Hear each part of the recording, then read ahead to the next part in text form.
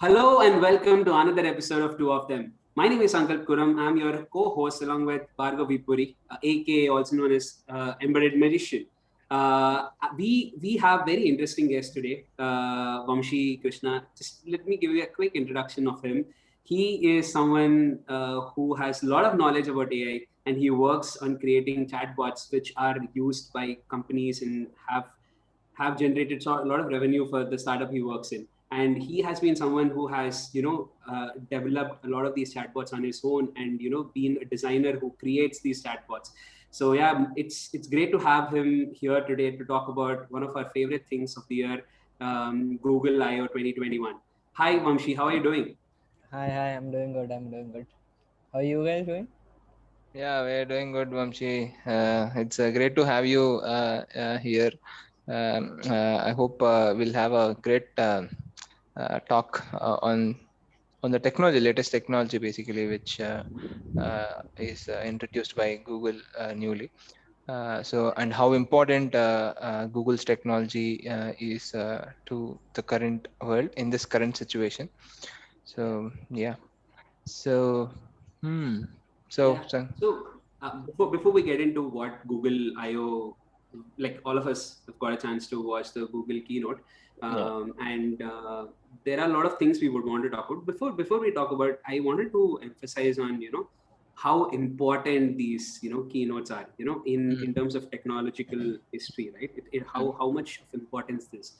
And Google, as we all know, we all use Google, and we all know how it's like a technology pinnacle of it's the pinnacle of technology that Google products have created, and the Yeah. features they come up with. And they've always been pushing boundaries in terms of technology, AI. And we get to see a glimpse of what's going to look like. The future is how the future is going to look like through Google keynote. Hmm. And yeah, I mean, it's just being like to experience some of these things in the technology space is such a wonderful thing. Hmm. Yeah, what do you guys think about Google keynotes in general? Yeah, I think they introduce every day. I think last year that might not have happened, but every year these IO that happen uh, will give a great what to expect. Actually, a few of the things which are going to come up in future. He introduces whoever the CEO is. They introduce much earlier and they keep people on that on the edge of their seat to experience what they're going to release. And yeah, it's a great way. I always love to watch. I mean, I have been watching it from 4 or 5 years only, but yeah, they're simply great. Yeah. Yeah, Yeah. me too. What I've been about following it for what about you, like Vamshi? last 5 years only. But majorly, what I've observed in the Google iOS is mostly what how AI has been how we've been using AI Hmm. in this current situations and all. So that is what major focus of mine also. Like whenever I look for a Google I/O, I really look for how Google using AI. Like even if you see the current one also, like they really, I don't know how they come up with this with those ideas and all, Yeah. but yeah, they really give us the importance of AI in Yeah. every situation, every technology. Yeah, Yeah. so that is Not to the be major focus for me.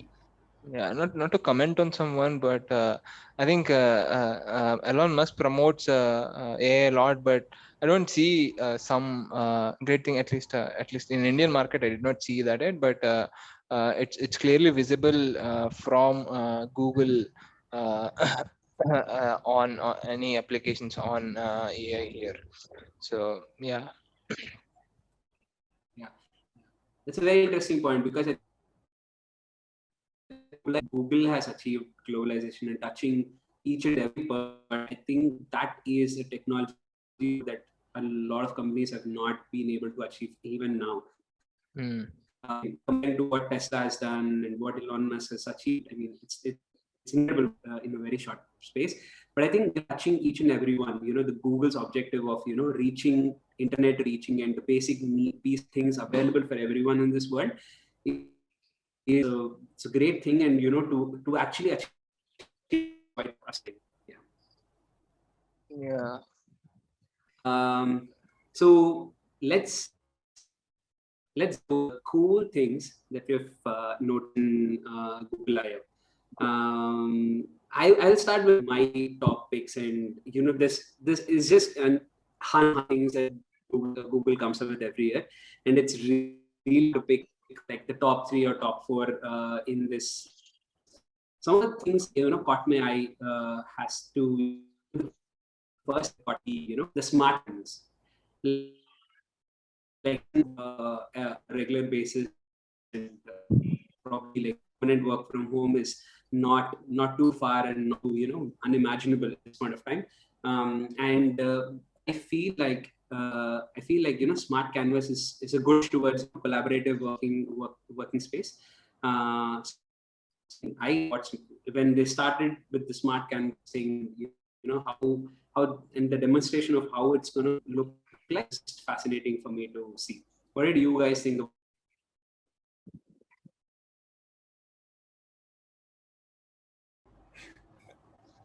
I'm sure Bhargav, are you there, Bhargav?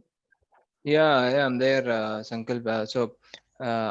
So yeah, that smart canvas, it's a really great feature, honestly speaking. I think it's more relevant to the current situation, which, as you said, it's more relevant to the current situation that we are in, and also the future as well, because after 2020, I think most of the people are they adapted to that way of having meetings, I mean, working from home, or work online. So, and see, and we do have issues with it's a common issue that we have, that why we share documents, we share these things, and it's a great feature, honestly. But just to um, have a hiccup there, for some reason, uh, I don't think Google Meetings uh, were adopted much by the by the companies or anything, because in that space Microsoft Teams was doing well from a long time, right from Skype from Business to current Microsoft Teams, and and that 2020, when Zoom came up, and it blasted everything. So for some reason it's not getting there. Maybe probably this feature should help Google in video meeting space as well. So yeah, that's it. What about you, Vamshi? Yeah, I agree with you. Actually, Google Meet, I prefer to use Google Meet only. I don't know why. I don't know, but I feel Google Meet is more easier to use and all. So, but yeah, as you said, like many of the companies are not using Google Meet and all. But I hope this smart canvas should be one of the features most of the companies adapt and all. So I think there is a promise there, a lot of promise there, current Yeah. as the situation right now it is. So I think it has the promise. I think it Yeah, will true. do better. One other thing, I think Bhargav like touched it upon a little, is that Microsoft has done like an amazing job when it comes to this workspace suite, the workspace productivity suite. Yeah. It has so many things under its belt, and it has integrated all of these into one unit, and people sell it as a software product, which is being used by a lot of companies, right? And enterprise level, Microsoft has done just an amazing job in terms of creating the suite of products. But I mean, Google has this very user-friendly products, but the integration package is something that has always been missing when it comes to Google. Having a workspace integration probably was kind of missing, and I think that it's a good step in that direction of integrating all the products that they have, because they have some very cool products and very user-friendly products. Like Vamshi was mentioning, I think Google Meet is definitely very usable and very user-friendly. And having this, like an integrated version of what, and competing with Microsoft, and having something of their own in that area, which is free as well. So I think that is, I think that's definitely going to push things in the right direction. The major issue which I feel at this point of time, uh, see, on few things they are late into the market, I'm also talking about Google Plus, which they wanted to develop as a social platform. Even this meets as well, video conferencing as well, because Microsoft has been in it with Skype from a long time already. And generally, as far as companies are very rigid to changes, which works. They don't like to change with something when something is working. So and as you said, Google Meets is very user friendly, and it doesn't have corporate business in it, but it has a lot of users. If I want to talk to my friends, I use Google Meet. With users, we have it, but with the corporates, it doesn't. It's not suiting. It's not going well. I don't know if Google wants to do the marketing in that direction, it can do. I don't know for what reason it's not doing. And as you said, it's a right point. It's giving it for free, and but still, it is for free. Same point. And it doesn't have a time limit and all. So that's true. It's not a 40-minute limit. 40-minute limit. Okay. So I think it's a good direction, like the good steps that they've taken towards integrating these products. So one of the other things, one of the other features that like just popped up was the Android 12 custom palette, right? And it's beautiful. I mean, when you see phones, right, they're so very much similar. Like, unless you have like a photo or some differences, the color palettes are very, very similar. And it's now giving an option for people to create these color palettes. Obviously Google creates its on at the back end, but it's about giving that space to make your phone an originality of yourself through your photos that you have. So which is like a beautiful direction towards customizing phones, not just in terms of how they look, the specs, everything, but purely in terms of customizing and giving a personal touch to the phone, which I felt was like a really awesome feature that is there. So what do you guys think about that feature, custom palette? So I liked one point there, which is personalization. I liked it, but I think as a user, I don't think I'll use that feature much, because I'm not an artist kind. I just simply whatever comes default, I just go with it. I don't choose my colors. Whatever comes. But it's a great feature for a lot many people, because personalization is something which because that's what users expect. Obviously, any company to be successful, they have to create value to the users. And for me, that's not but there are different people. There are many people who I know who wants to personalize it.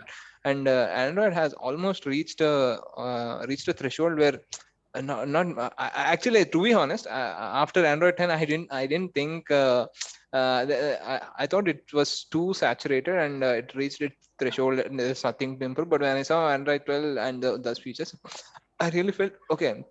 If you look for it, there is an opportunity everywhere for improvement, and personalization. It's a great thing that is there in Android 12. It's called Material U, if I'm not wrong. It is based on material design that we have it in web applications. Android. So first thing when I saw that, I was able to relate to it, because as Sankalp said, I was into developing chatbots and all, right? So our customer also, they ask for particular color, particular button size and button radius. There are a lot of things that they wanted personalized. And this is along the same lines. If user wants to make it his own, then this is a great feature. This actually, I think I'm actually looking forward to using it. I want to know how many options they have. And we also have like those options in our chatbot while developing. So I just want to compare it, like how many options they can have now. But I think it's more.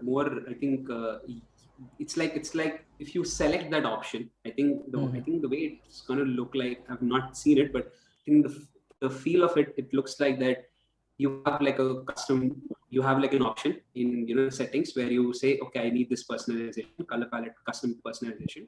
then it tries to read your custom palettes through your images, the photos that you have in that's a great one. Yeah. So what it basically does is it looks at your photos and try to extract the colors that you use and make these customizations. But it fits into what you're talking about, customizing and personalizing for clients. And this is this it's I think like Bhargav was also mentioning, to customize on your own. Giving an option of customizing on your own is one thing, right? Yeah, Where actually, for think lazy people like me, that's a better. Actually, sorry to I missed on that point. That's a great feature. I mean, it has for both lazy people and for people who can customize it. So it's a great feature. Yeah. So I think it's going to look it'll give the feel to the phone that will be very different from somebody buying the same phone. So yeah, I mean, it's going to be very interesting. As Vamsi was saying, it's worth waiting for the update and trying to use that feature. Yeah, so cool. So one more feature which I wanted to talk about, which didn't make much sense to me, is auto delete. Okay, that's I can be on both sides. It's a great feature. I can also comment on it. The thing is, it's a auto delete. Coming to auto delete, it's what they say is after 18 months. First basic thing is whatever data that you are giving to Google, they have that data, they maintain the data, they use that data for their whatever they want to do with that data, they'll do it. Again, you click on I agree to terms and conditions and go about it. Now what they're saying is after 18 months we'll delete your data. My point here is, okay, that's great. Okay, after 18 months you delete it. Now all the users will get a feel that okay, he is deleting my data. All that is fine. But according to me, see, people will change after 1 year. Now, whatever I'm thinking now, after 1.5 years, I'll not be having the same goals. I'll not be my thinking pattern will not be the same.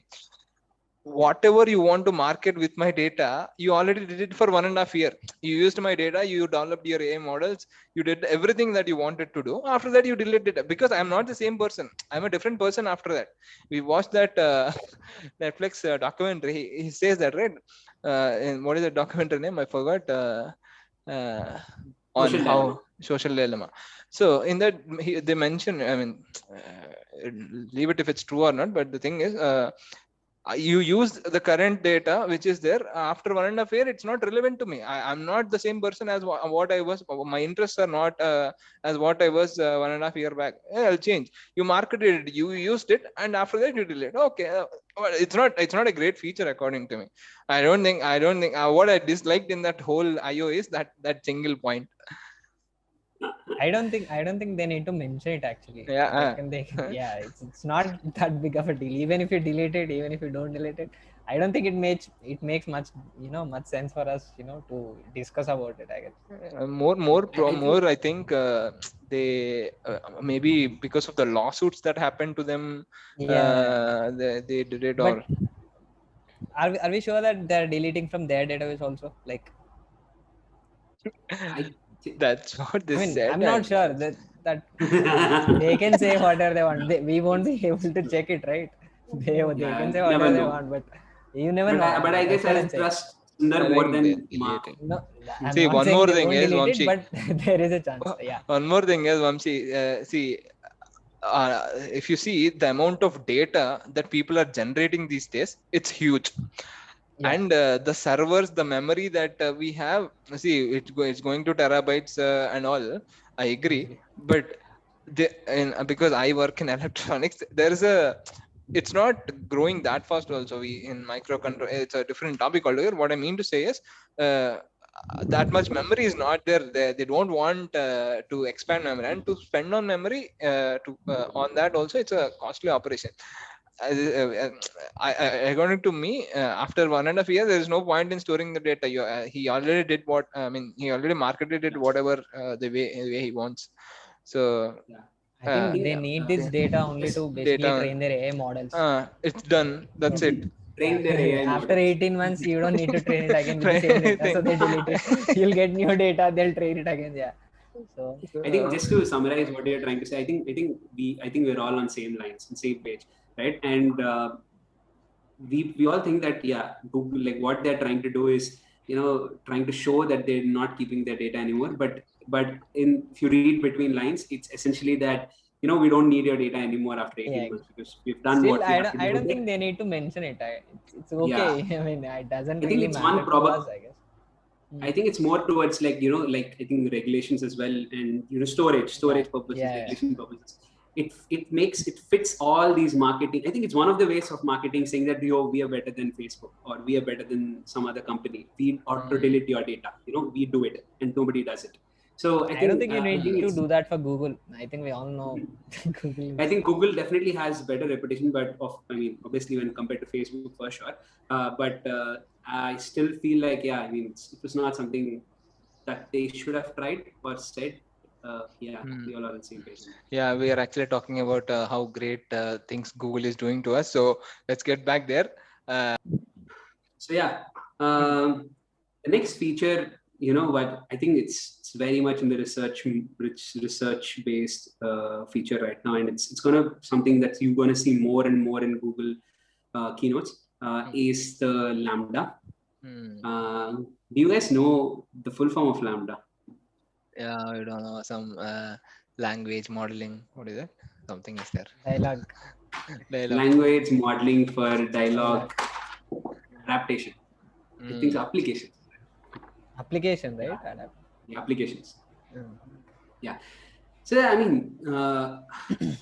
it was very weird. Like the feature, everything, the way they did it, it's complex and weird. It's not very clear through the keynote what they were trying to say, right? And as someone who I tried to watch it 3-4 times to understand what that was about and finally I feel like I've got a sense of it, but I'm not very clear. I think Google is trying to push boundaries in that area. Like they just, it's a very much AI based model, and I think Vamsi, a lot about all of these things, and they're trying to push boundaries beyond and just trying to see how far they can go. I'm sure it is very much in the research state right now, and very new, and they just put the framework of how they look like. But it was quite interesting to know that. He actually mentioned it that it is currently trained only on texts, but they are looking forward for data sets from audio, video, text as well. So if they train on that also, I think it's going to be a great feature. Okay, before going there, what is that feature basically? As I understood, is basically as I said, it's training your AI model so that your speech basically LaMDA refers to language model for dialogue applications. So currently if we see Siri or this Google Google Assistant, so these or Alexa. Alexa as well, it's you can clearly understand. For these most of the people use just it for fun or playing with it, saying some crazy things to it. But from that stage, I think it's going to be a great revolution. According to me, it's going to be a great revolution because we we we expect computer to speak the natural language that we that humans speak,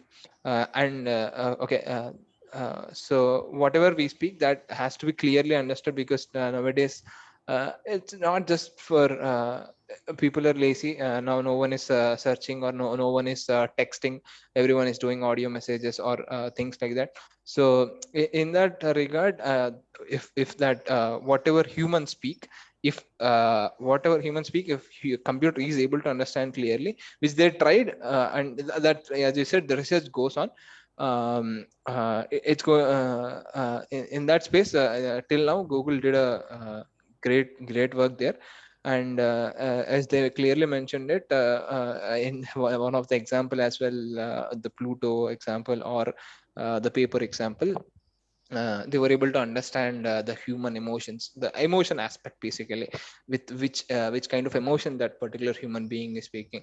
That emotions currently Siri or Alexa doesn't have, but Yeah, if that also comes, it's going to be great. Technically speaking, they are going to train on audio, video, text, Text, and images. images as well. So yeah, Yeah. it's going to be it's I a great.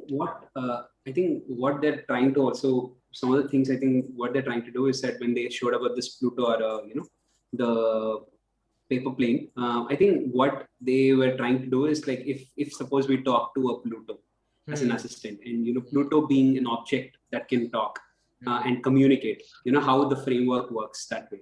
And they try to, I mean, it's a lot of, I mean, if you create objects of different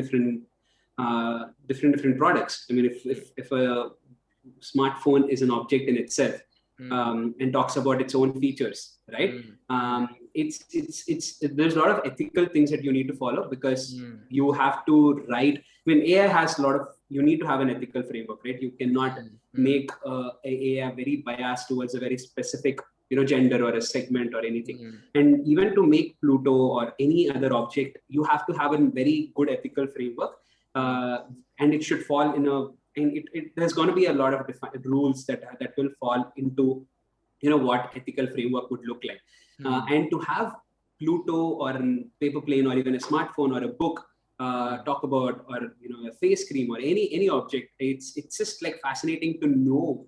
I mean, I can talk to a Pluto and it's just going to be a conversation. I used to talk to Alexa. I now talk to Google Assistant, right? And you ask Alexa questions, it tries to pick information from Google search. Now, if I talk to Pluto, imagine how things will look like. And as soon as they mentioned about this Pluto and plane, I was thinking what other objects I can think about, or what other objects I can have conversation with, which is quite fascinating. And I'm sure it is very much in a research state, and and like trying to push boundaries, as I was saying.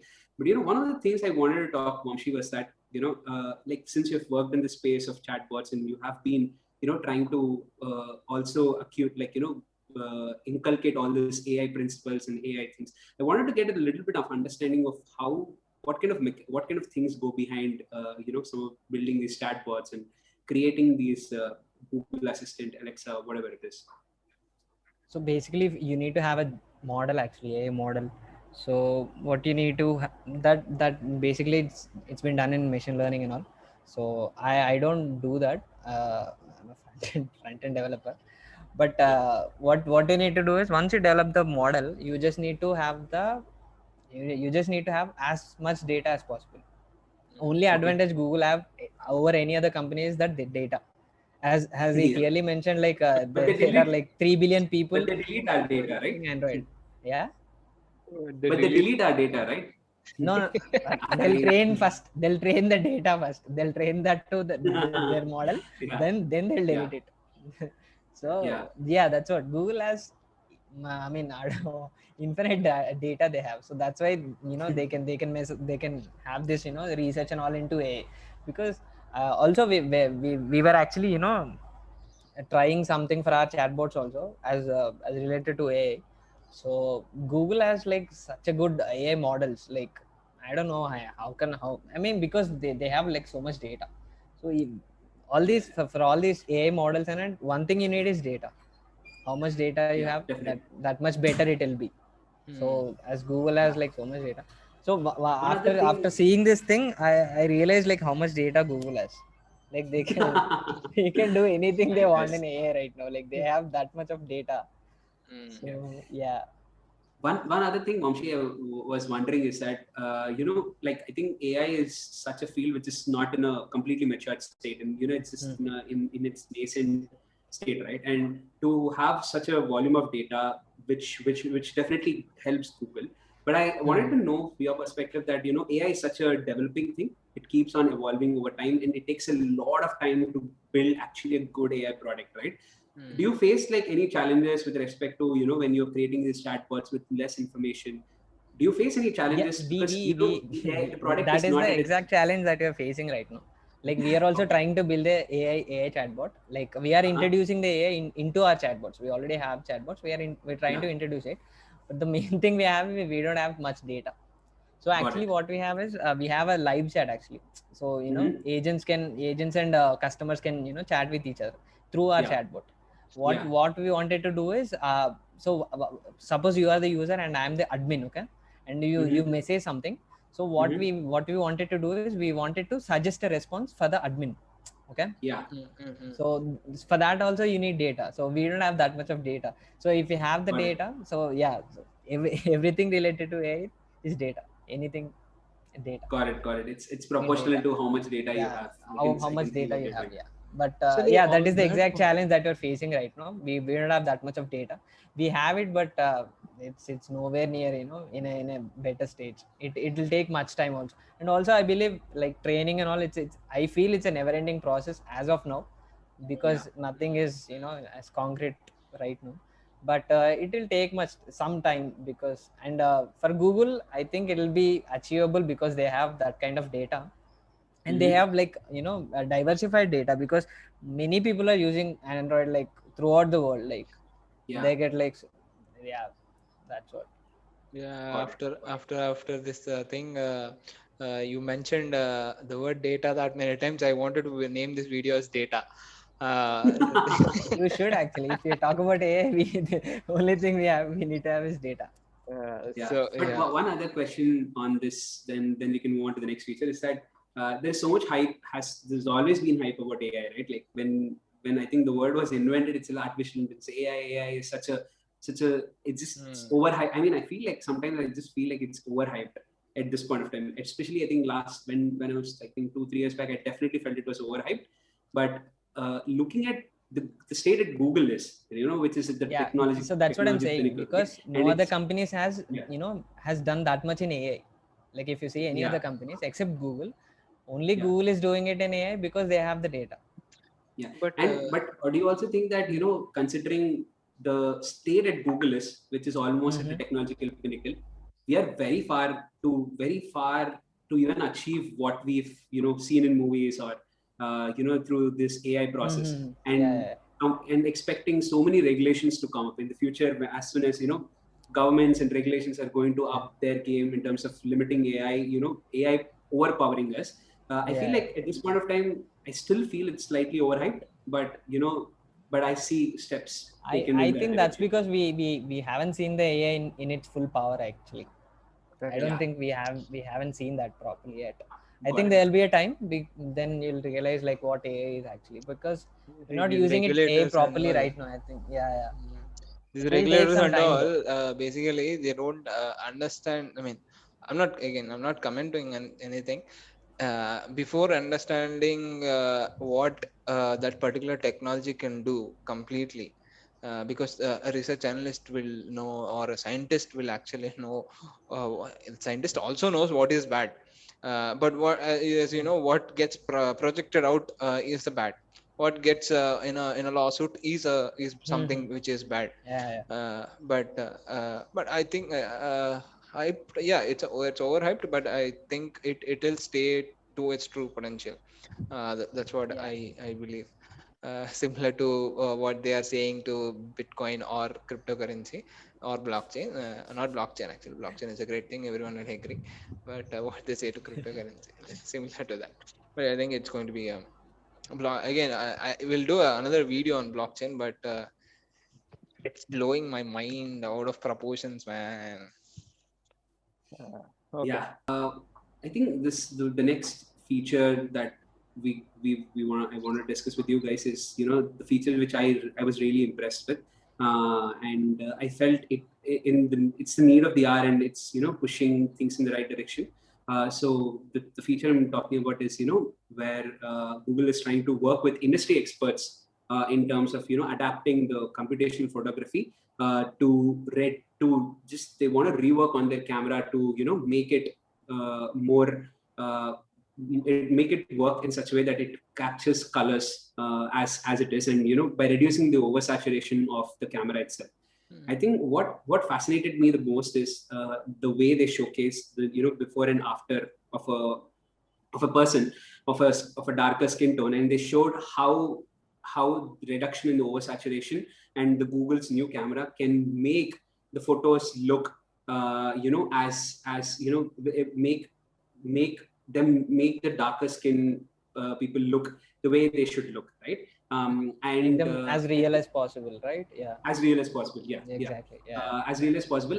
I think it's a small thing, right? It's a small feature. It's a yeah, small thing. It's not, but it has a huge impact. I mean, the impact it has on many people, right? To make Google is trying to make people inclusive, right? And it's just a need of the hour, to make people inclusive, every culture and color. I mean, whatever it is, to make them inclusive. And Google is trying to take a step towards it by modifying their products and working with industry experts to help design cameras, which capture people with darker skin as real as possible.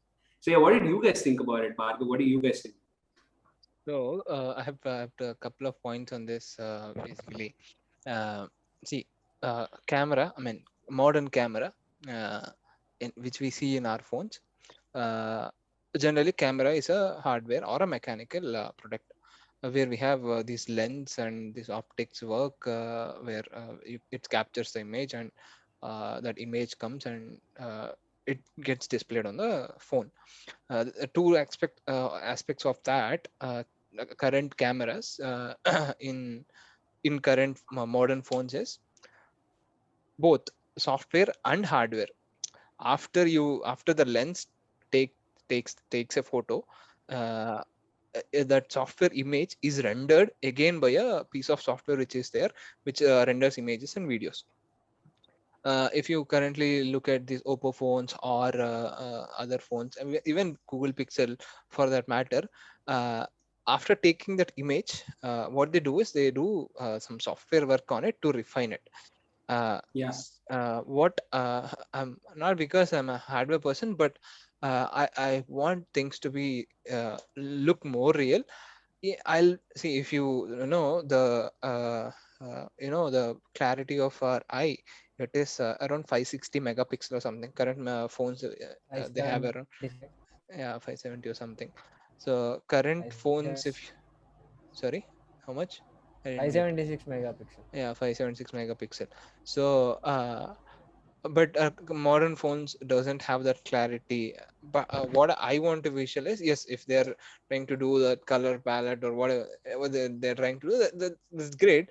If the I'm not saying increase the pixel, but make it look like look more like what a natural eye sees. Natural eye sees actually the beauty of uh, whatever color it is, be it people or be it nature or anything. That's what I'm more interested in, not in a uh, not when some software does some I mean, that's my personal opinion. I'm a kind of a old fashioned person, so don't get me wrong, but that's how I see it. So yeah, if it improves camera, as it said, it is working with industry experts. If it works actually on the camera, that's great. If it works on software, maybe it's great for other people, but not for me. What are your thoughts on that? uh, this project did not really fascinate me because I'm not much of a photos guy. I don't take a lot of photos and all, but appreciate I get the point, like because currently at what's going on in the world right now, we can see, like this is something you need right now, something we all need right now, because yeah, I get the point, but this is the feature I don't really use. I don't think I'll be using it. Yeah. Got it. So yeah, but I was very fascinated, about the aspect, the feature that you like, the Project Starline. Yeah, Project I think it Starline. caught Yeah, your eye, right? What was yeah. that thing that caught your eye in that So Project currently Starline? we are, as we are doing it right now, we are very much into video conferencing and all. So they I don't know how they developed it. They said like some hardware advances and software advances. They're doing it Yeah, like using 3D. Actually, yeah, you feel more, you feel like you're talking to a real person.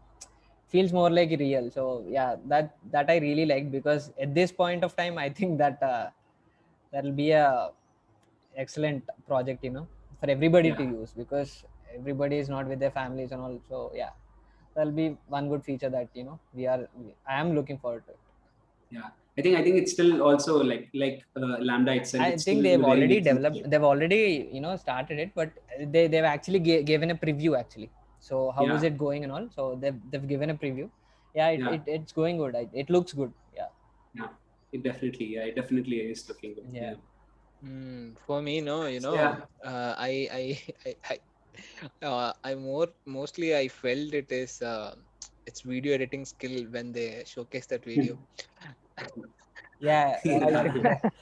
I I think we need to hire they're just trying to. we need to hire someone like that, to make our videos also. Yeah. No. My point is, see, it's a great product if they can achieve it, but I don't think they have achieved it to that extent. What I mean by video editing is it's not whatever they showcased in that video saying it is as if you're talking to a real person. Okay, first thing is after seeing that video also I didn't feel like that the other person is talking to a real person, uh, even though it was a 3D model or something. It has to be matured. It has to get even if it's a it's a great company, Google also. It will take a lot of time to get the clarity which they have shown in the video itself. Most of the videos, most of products doesn't work that way in the first go itself. They were saying it. They have been trying it in their company for a long time. But I didn't get that feel. But I actually look forward to that feature in the near future also. Because actually, to be honest, when I started the video of keynote, when I saw Sundar picture there, I was thinking maybe he's going to show the audience there with some hologram or some 3D model appearing in front of him. But that didn't happen. But I was shocked when I saw that thing. But it's great that they're working on that feature. Yeah. Hmm. Yeah, maybe keynote 2030. You will see all of this. 2030. But I think just to summarize, like, or talk about, add to what you're trying to say is that I definitely think that project is currently, in a very nascent state, in a conceptual state. They wanted to show how it's going to look in future. And yeah, I think I think it's something that we have to look forward to in the near future of how things will shape up in that area. Like yeah, but I think what like when I think about the whole Google keynote, is that some are the like software updates or updates that you will see at an immediate thing. And some are just to pique your interest, True. how is the future looking like. Some products are just put it out there, we're doing research, we're going to do that in some future, but we're just showing you a teaser of it. It's going to be taking time, like it's going to take 10 years maybe, but we're just showing a teaser, just to keep us interested in what's up with Google, and to take it beyond. Like every time they want to take it beyond, and make themselves the technology pinnacle, or trying to say that we are the best in this technology space. And I think these products are more on the sense that they want to just pique our interest into what's up with the research side of Google. So yeah, on that note, and one more important, I mean, not as a feature or something, important point which I want to talk about. Actually, they mentioned in it as well. When there's a picture, and if a person is wearing a particular shoe in that, to search that shoe in that as well. What fascinated me after seeing that is maybe that would have been that came up in the previous iOS as well. I was introduced to it took back to my memories when I was introduced to Google for the first time. What I was told is uh, this is something where you can ask any question, it will answer. That was around in 2003 or 4, if I'm not wrong. After that, actually, I started using Google in 2012. From there to now, what search has done, Google search, I'm talking only about Google search, has done, it's a tremendous improvement, and it's a tremendous use for the people who are using it. Back then, how the search used to be, and now how the search is, it's a great great improvement. but okay, all that is great. Now again, I have a hiccup in everything. I have a something to point in everything. uh, Yeah. uh, YouTube, if you see YouTube, right, YouTube ads, it's very Mhm. frustrating, and they promote uh, a lot of ads and all. And further, Yeah. they have premium, where you don't Yeah. get any ads. Now, what I Yeah. want from Google is, don't show Mm. the marketing content in my Google search. When, because why I'm saying is, when I search something on Google, uh, Mm. those the initial first page is at least half of the page is filled with Mm. marketing content, but not the actual content. For it, when I'm looking for a proper technical content, the one who has great SEO is doing great, but not the one which has great content. It's Yeah. not the SEO which has to be ranked first, it's the great content which has to be ranked first. Yeah. That's one thing which I don't, I mean, it's not I like, still I like it, but which Mm. I'm expecting an improvement in.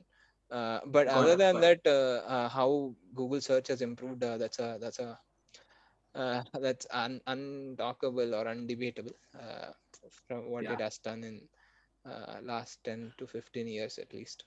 That's great. Also, they mentioned some new improvements in Google Maps, right? Yeah, they did. They did.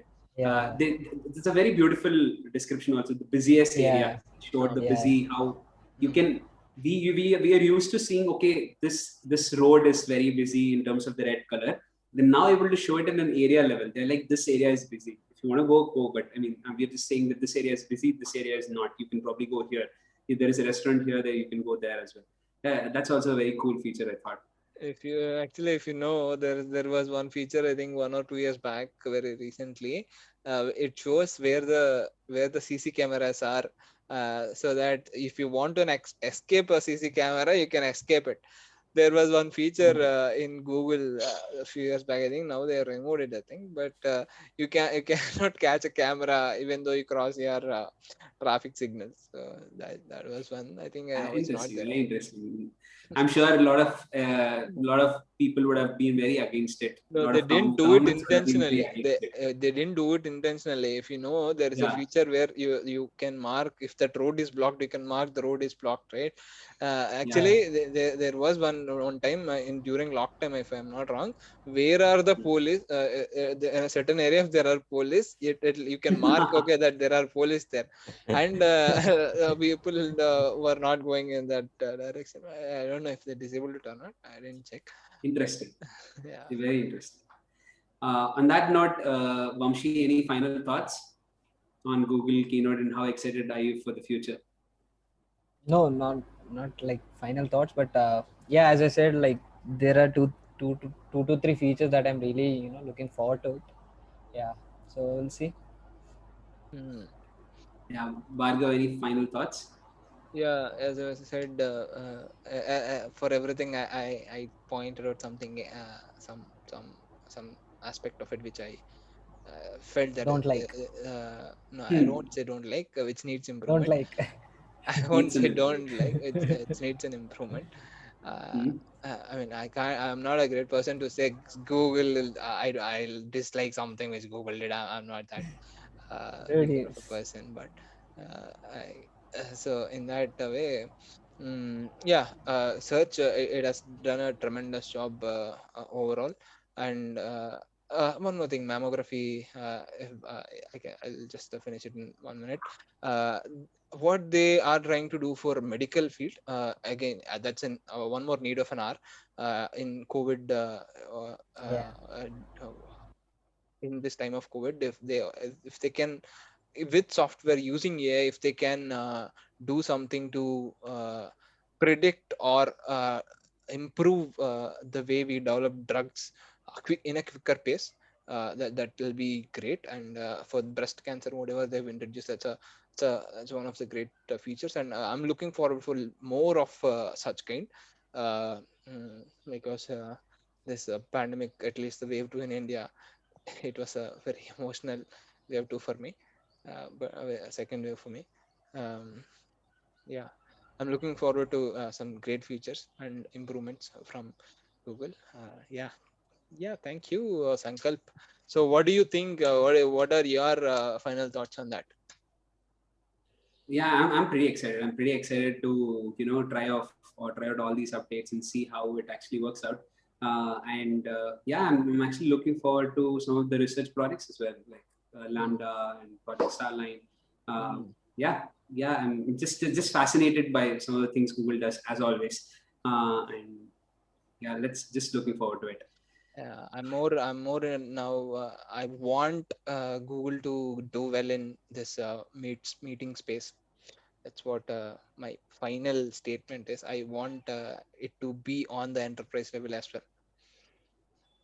Got it, got it. Yeah, thank you so much, Vamshi, for joining us today and taking part in Google I/O podcast. We will reach out to you for more content. I'm sure you would be Sure. interested to join us as well. I'll be available. I had so much fun, dude. I'll be available anytime. Yeah, Thank you so much. Thank you so much, thank you, Vamshi, and thank you, thank you. Bhargav, for, as always, connecting to us to some of the beautiful podcasts. See you Yeah, guys. see you, man. See you. On that note, hi everyone. So if you like our content, please subscribe to our channel. Please do like if you like the video, if you like the content which we are talking about, please do like the video. Comment your thoughts on the topics that we spoke, and do share if you feel that there is some value that you can share it to your friends. So yeah, I'm really excited in this journey. Thank you. See you, Tada. A goodbye from two of them for now. We'll meet next week. Thank you, Sankalp. Thank you, Vamshi.